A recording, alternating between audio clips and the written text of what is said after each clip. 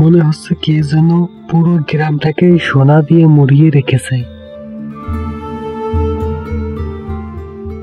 রিমন মিয়া, এই সোনার গ্রামে কোনো প্রাণী 10 মিনিটের বেশি সময় থাকতে পারে না।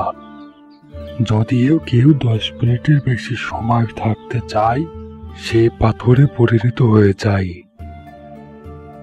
যেমন ওই দেখো,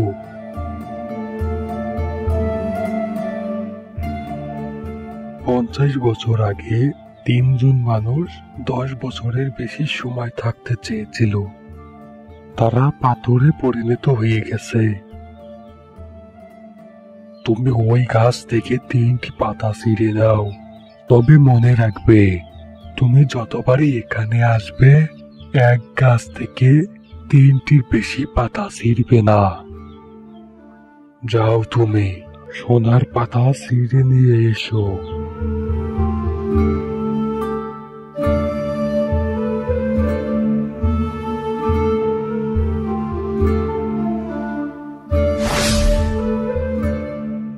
বাবা, এই 3টি পাতা তো ছিঁড়লাম, এখন কি করব? তার বেশি সোনার পাতা বিক্রি করবে না, তাহলে কিন্তু তোমার অনেক বড় ক্ষতি হয়ে যাবে। বাবা, আমরা এখন এখান থেকে ফিরবো কিভাবে? তুমি একাই ফিরবে, আমি ফিরবো না বাবা। আমি এই সোনার গ্রাম দেখাশোনার দায়িত্ব নিয়ে যেতে আছি। তুমি সোনার পেয়ালাকে বলো, সোনার পেয়ালা, আমাকে আমার গ্রামে নিয়ে যাও। তুমি এখন তোমার গ্রামে ফিরে যাও বাবা রিমন।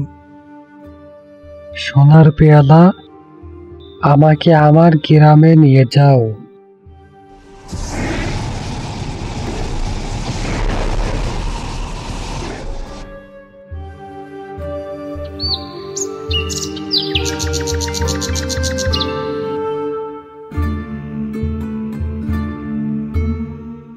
বউ, এই দেখো, আমাদের আর কষ্ট করে দিন কাটাতে হবে না। বউ, বাকি কথা পরে বলবো, এখন অনেক ব্যস্ত আছে।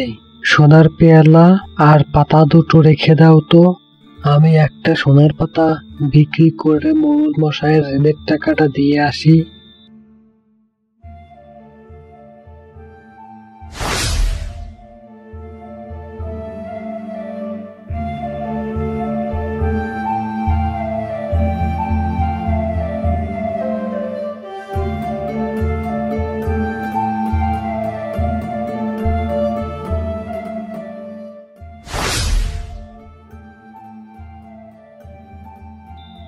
মোড়লমশাই, মোড়লমশাই, এই নেন আপনার ঋণের টাকা।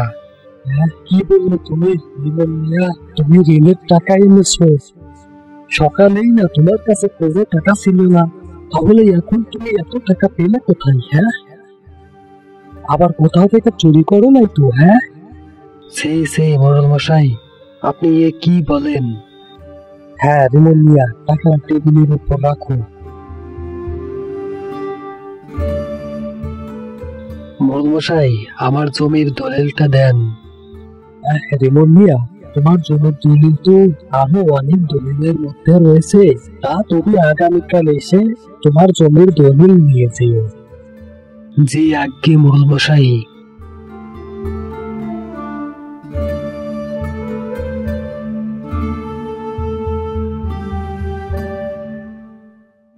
কিরে কালু, রিমন মিয়া এতগুলো টাকা কোথায় পেল? হ্যাঁ, মোড়ল মশাই, আমিও তো এটাই চিন্তা করতেছি। রিমন মিয়া এত অল্প সময়ের ভিতর এতগুলো টাকা কোথায় পেল? কালু, খোঁজ লাগা, দেখ রিমন মিয়া এতগুলো টাকা কোথা থেকে পেল। যে আজ্ঞে মোড়ল মশাই।